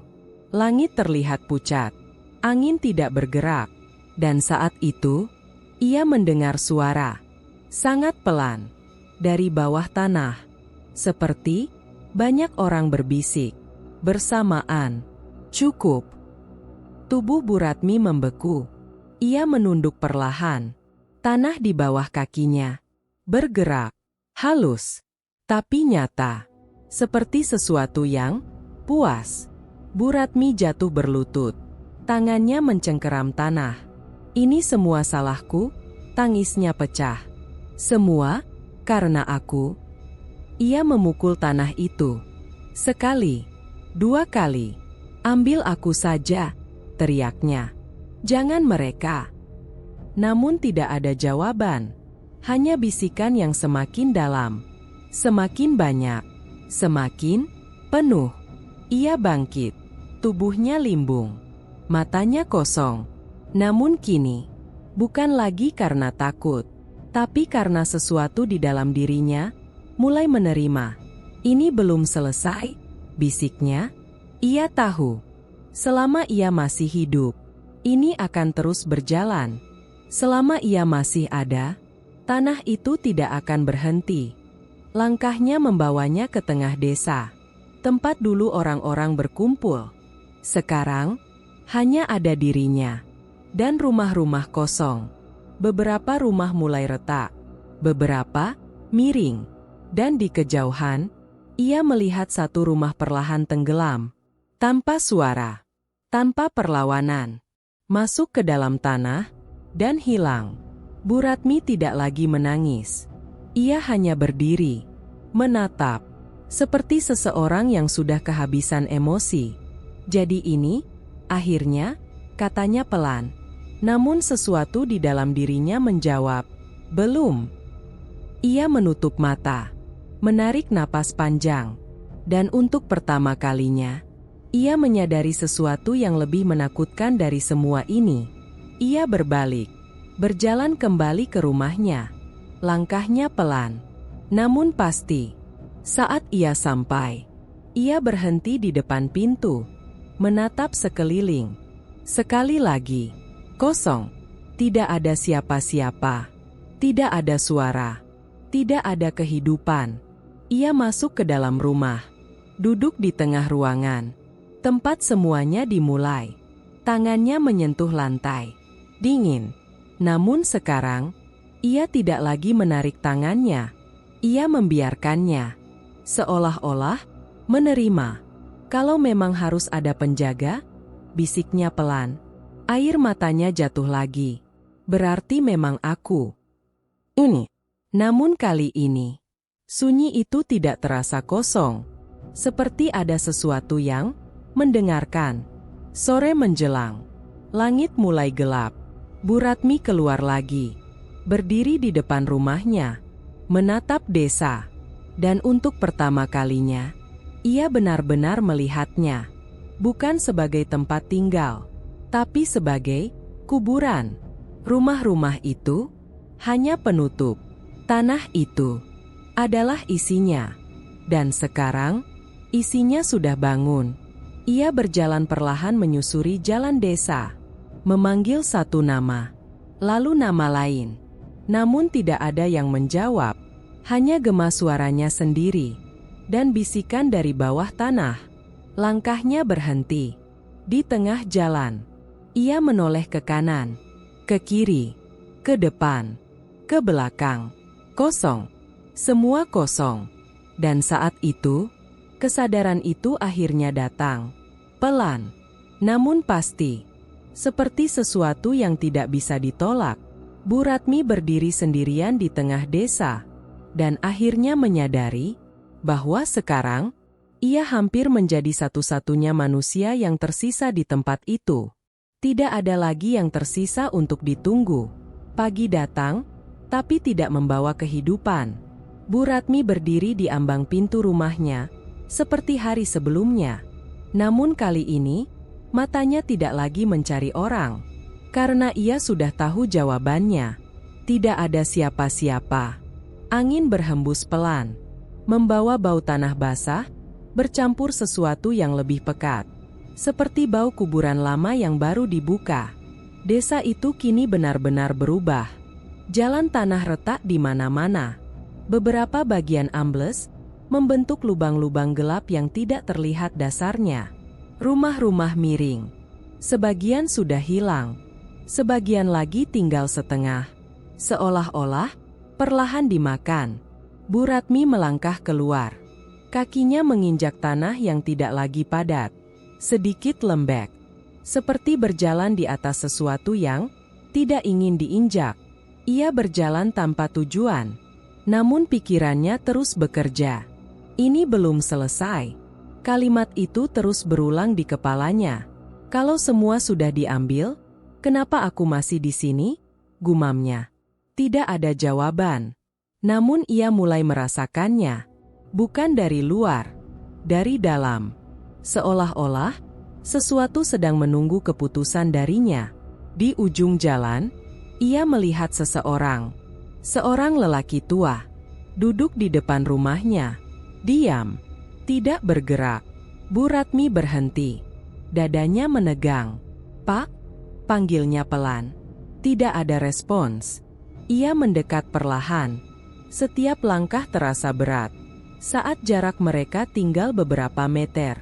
Lelaki itu mengangkat kepala. Matanya kosong. Tidak ada ekspresi. Tidak ada kesadaran. "Pak, ini saya, Ratmi." Suara Bu Ratmi bergetar. Lelaki itu menatapnya. Namun tatapan itu tidak mengenali. Tidak memahami. Tidak hidup.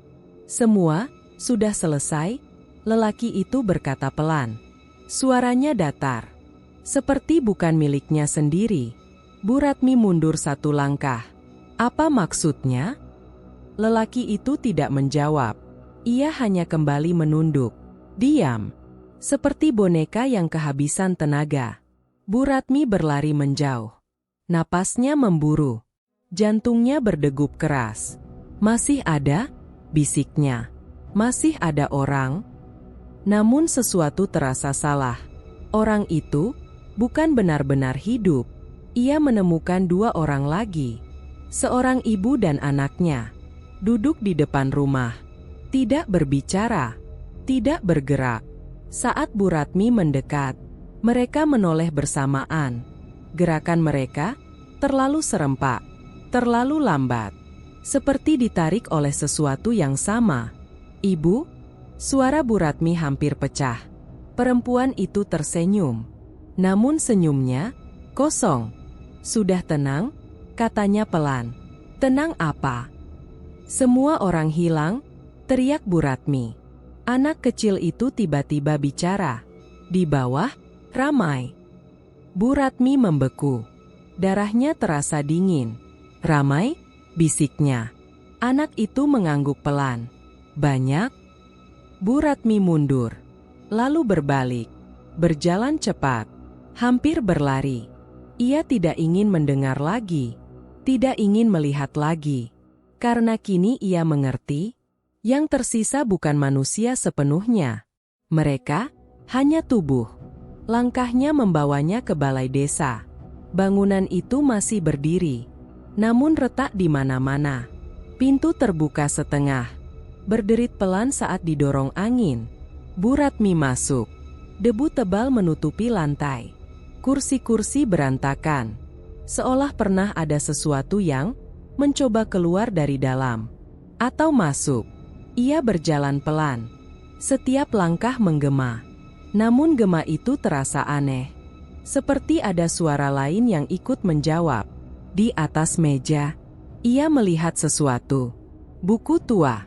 Terbuka. Halaman-halamannya kusam. Seperti sudah lama ada di sana. Padahal, ia yakin sebelumnya tidak ada. Tangannya gemetar saat menyentuhnya. Perlahan ia membuka halaman itu. Tulisan tangan. Nama-nama. Banyak sekali. Tersusun rapi. Seperti daftar. Atau catatan. Bu Ratmi membaca satu persatu. Nama Pak Wirawan. Nama ibu-ibu yang ia kenal. Nama anak-anak. Semua yang hilang. Tertulis di sana. Dadanya semakin sesak. Tangannya mulai gemetar hebat. Ini siapa yang buat?" bisiknya. Namun ia terus membaca. Baris demi baris. Nama demi nama. Sampai matanya berhenti. Di bagian bawah, ada satu nama. Baru. Tinta masih terlihat lebih gelap. Seperti baru ditulis. Perlahan, Bu Ratmi membaca. Dan dunia terasa berhenti. Bu Ratmi. Tangannya lepas dari buku itu. Tubuhnya mundur. Napasnya tersengal. "Tidak." Suaranya lirih. "Tidak. Aku masih hidup." Namun pikirannya mulai retak. Apa arti nama itu? Kenapa ada di sana? Kalau semua yang ada di daftar itu sudah hilang, maka lantai di bawah kakinya bergetar. Halus, namun jelas. Seperti sesuatu merespons. Bisikan itu kembali. Lebih dekat, lebih jelas. "Giliranmu." Air mata Bu Ratmi jatuh.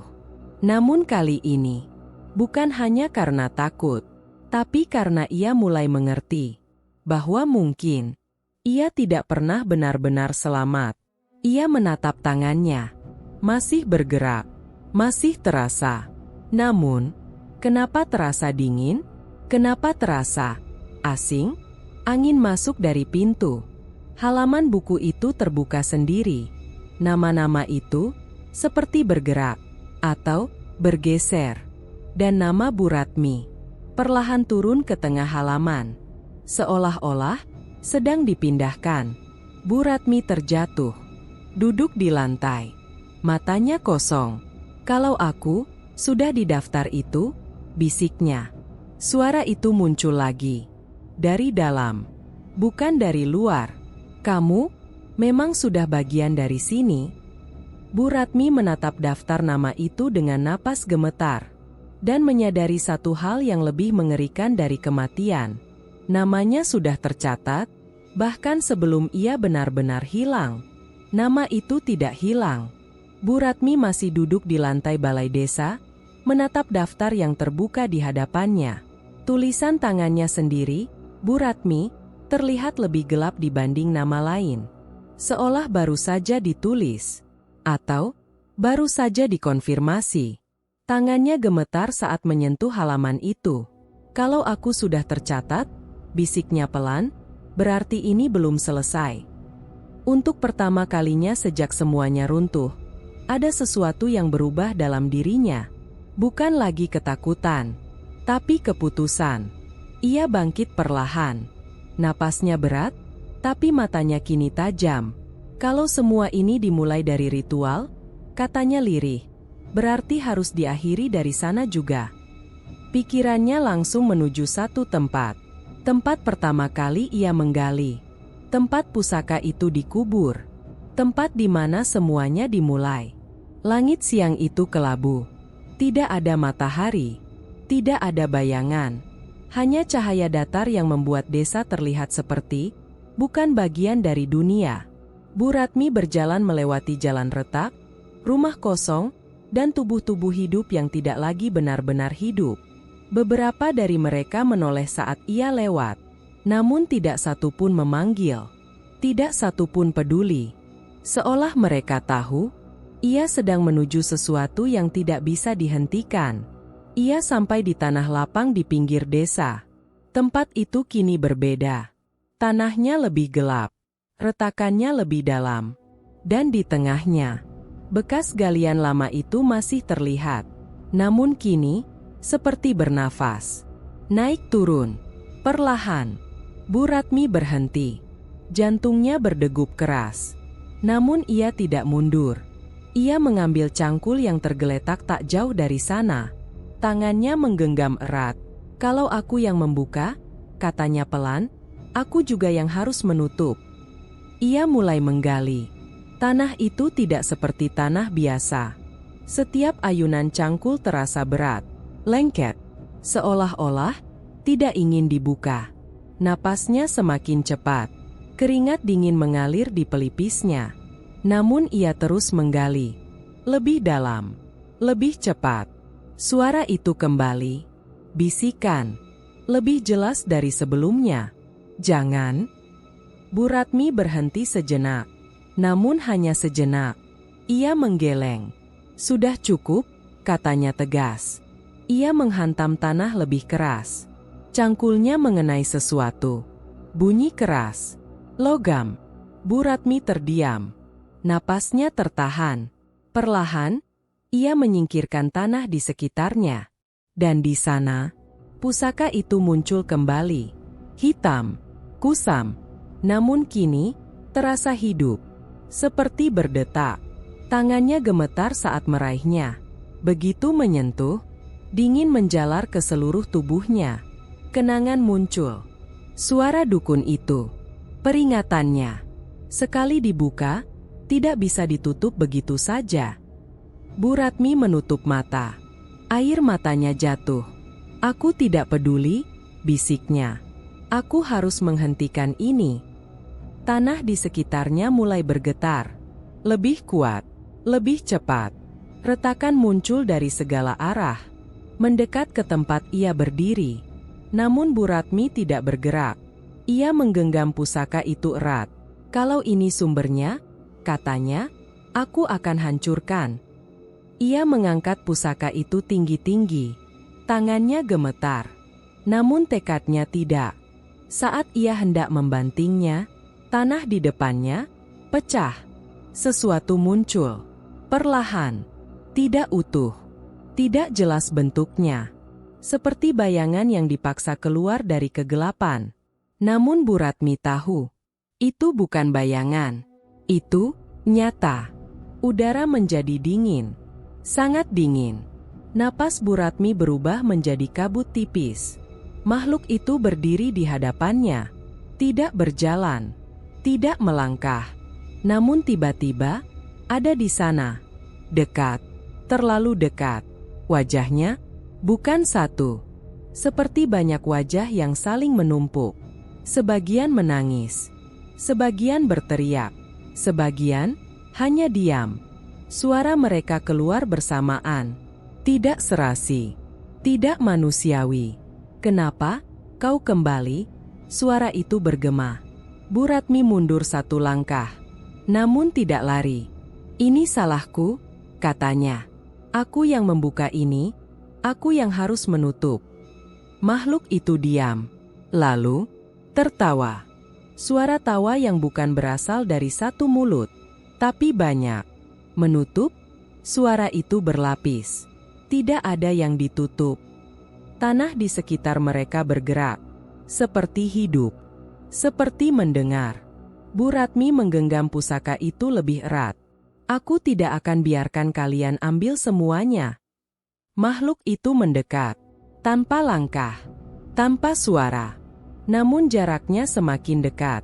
"Semuanya sudah diambil," katanya. Suara itu kini lebih jelas, lebih dekat, seperti langsung di dalam kepala.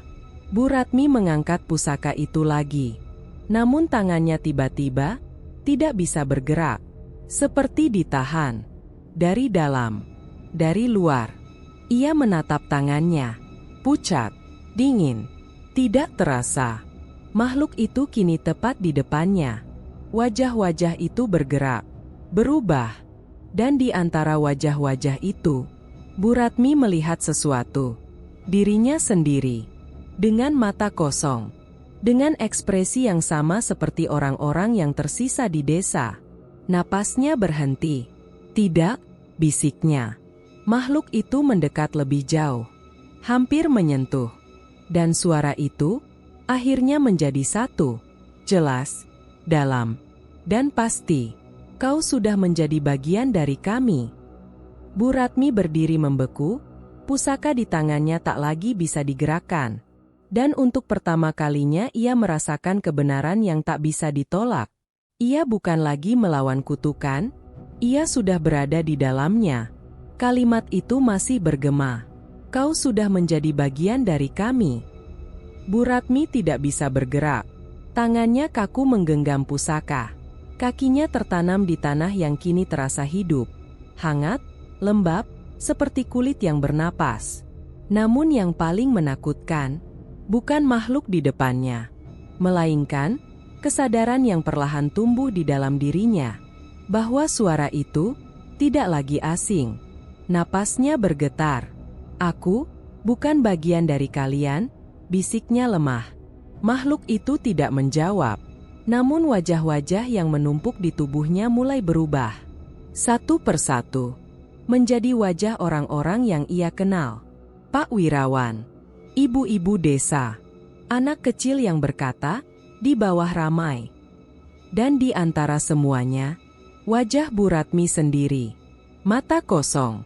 Mulut sedikit terbuka. Seperti sedang menunggu. Air mata Bu Ratmi jatuh. Bukan karena takut, tapi karena akhirnya, ia mengerti. Semua ini tidak pernah tentang mengambil, tapi tentang menggantikan. Satu demi satu. Sampai tidak ada lagi yang tersisa. Kecuali, penjaga terakhir. Tangannya yang dingin perlahan bergerak. Bukan karena ia melawan, tapi karena ia memilih. Ia menatap pusaka itu. Benda yang dulu ia gali dengan harapan. Sekarang, menjadi akar dari semuanya. Kalau ini tidak bisa ditutup, suaranya serak, berarti harus ada yang menggantikan. Makhluk itu diam. Namun tanah di sekitarnya bergetar pelan, seperti menunggu jawaban. Bu Ratmi menarik napas panjang. Untuk pertama kalinya, ia tidak melawan rasa itu. Ia membiarkannya masuk. Dingin itu, sepi itu, gelap itu. "Ambil aku saja," katanya pelan. Suaranya tidak lagi gemetar. "Jangan biarkan ini terus, jangan biarkan orang lain datang, dan jadi seperti kami." Kata terakhir itu keluar tanpa ia sadari. "Kami." Makhluk itu mendekat. Sangat dekat. Hampir menyatu. Dan suara itu kembali, namun kini, tidak menakutkan. Hanya dalam, berat, seperti tanah yang menutup peti mati. "Sudah terlalu banyak," katanya. Bu Ratmi mengangguk pelan. "Aku tahu." Ia mengangkat pusaka itu sekali lagi. Namun kali ini, bukan untuk menghancurkan, melainkan Menyerahkannya. Ia menancapkannya kembali ke dalam tanah. Dalam. Lebih dalam. Sampai hanya bagian atasnya yang terlihat. Tanah langsung bereaksi. Retakan yang sebelumnya menyebar perlahan berhenti. Getaran mereda. Bisikan yang selama ini memenuhi udara pelan-pelan memudar. Tubuh Bu Ratmi mulai terasa ringan. Aneh. Seperti kehilangan beban. Atau kehilangan diri. Ia menatap tangannya. Semakin pucat. Semakin transparan. Namun ia tidak panik. Ia hanya tersenyum kecil. Untuk pertama kalinya sejak semuanya dimulai. Kalau harus ada yang tinggal, bisiknya, matanya menutup perlahan. Biar aku. Makhluk itu tidak lagi terlihat jelas. Seperti menyatu kembali dengan tanah. Namun sebelum benar-benar hilang, suara itu terdengar sekali lagi. Pelan. Dekat. Dan kini, tidak asing. Selamat datang. Tanah di bawah kaki Bu Ratmi terbuka. Perlahan. Tidak kasar. Tidak menyeret. Seperti menerima. Seperti pelukan. Tubuh Bu Ratmi tenggelam. Perlahan. Tanpa perlawanan. Tanpa teriakan. Hanya napas terakhir yang keluar pelan. Dan senyuman yang tidak pernah benar-benar terlihat. Dan kemudian, sunyi. Desa itu berhenti. Benar-benar berhenti. Tidak ada lagi rumah yang tenggelam. Tidak ada lagi suara dari bawah tanah. Tidak ada lagi bisikan. Semuanya diam. Abadi. Beberapa bulan kemudian, sebuah mobil pick-up tua melintas di jalan tanah yang jarang dilewati. Dua orang pria di dalamnya berbicara santai. Katanya di sekitar sini ada desa ya? Salah satu dari mereka bertanya. Yang lain mengangkat bahu. Dulu mungkin. Sekarang sudah nggak ada. Mobil itu melambat. Mereka melihat ke arah hamparan tanah luas di samping jalan. Kosong. Hanya tanah retak. Rumput liar. Tidak ada rumah. Tidak ada jalan kecil. Tidak ada tanda kehidupan. Seolah-olah tidak pernah ada desa di sana. Sepi banget, gumam salah satu dari mereka. Mobil itu kembali melaju. Meninggalkan tempat itu tanpa curiga. Tanpa tahu. Tanpa pernah benar-benar melihat. Angin berhembus pelan. Menyapu permukaan tanah. Masuk ke celah-celah retakan kecil. Turun. Lebih dalam. Ke tempat yang tidak terlihat. Dan di sana, dalam gelap yang tidak pernah tersentuh cahaya, sesuatu masih ada. Tidak bergerak, namun tidak hilang. Suara itu muncul. Sangat pelan, namun jelas. Seperti bisikan yang tidak pernah benar-benar pergi. Kami masih di sini. Dan di antara suara-suara itu, ada satu yang paling baru. Paling familiar. Paling manusia. Suara Bu Ratmi. Kalau kamu suka cerita horor seperti ini, yang pelan tapi bikin merinding sampai kepikiran berhari-hari, jangan lupa subscribe sekarang.